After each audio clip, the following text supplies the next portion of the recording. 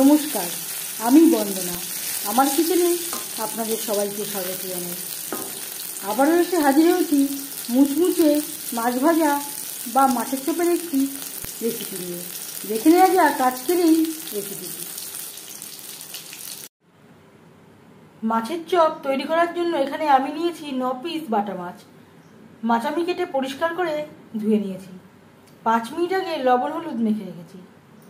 এবার এতে দিয়ে দেব রেড চিলি পাউডার, 1 চামচ পাতিলেবুর রস,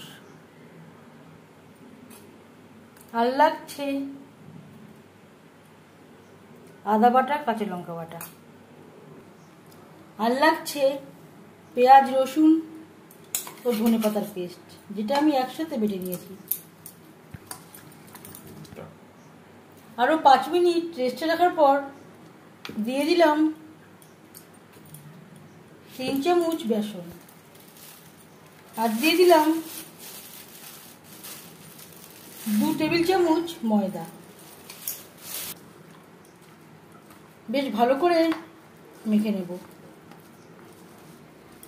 এই মশলাতে যেই জল আছে তাতেই মাখা হয়ে যাবে, আলাদা করে আর জল অ্যাড করবার প্রয়োজন নেই। বেশ ভালো করে মেখে নিয়েছি। 4-5 চামচ রিফাইন্ড অয়েল গরম করে নেওয়ার পর দিয়ে দেবো মাছ।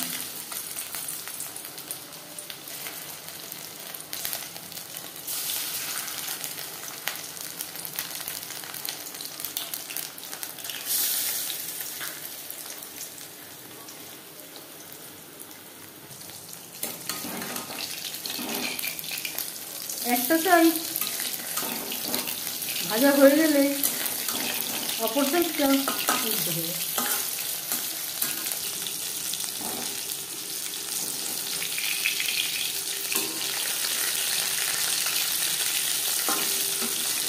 মাছ ভাজা থেকে খুব সুন্দর একটা স্মেল বেরোতে শুরু করে দিয়েছে। যদি আপনারাও এই প্রসেসে তৈরি করেন, এই স্মেলটা আপনারাও পাবেন। একটা পাত্রে উঠিয়ে নেব।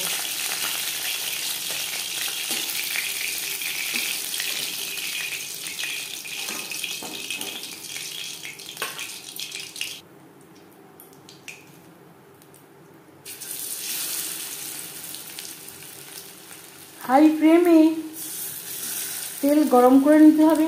মাছ ভাজবো মিডিয়াম ফ্লেমে। আর ওপরে দিয়ে দিয়েছি ম্যারিনেশনের বাকি মশলাটা। হাই ফ্লেমে তেল আমি গরম করে নিয়েছি। ভাজবো মিডিয়াম ফ্লেমে। হাই ফ্লেমে ভাজতে গেলে ওপরে ভাজাটা হয়ে যাবে, ভেতরে কাঁচা থাকবার সম্ভাবনা থাকতে পারে।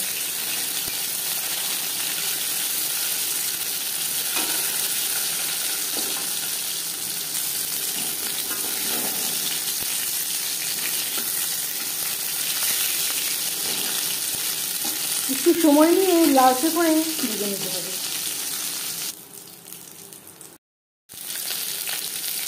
তিনবারে আমি মাছ ভেজে নিয়েছি।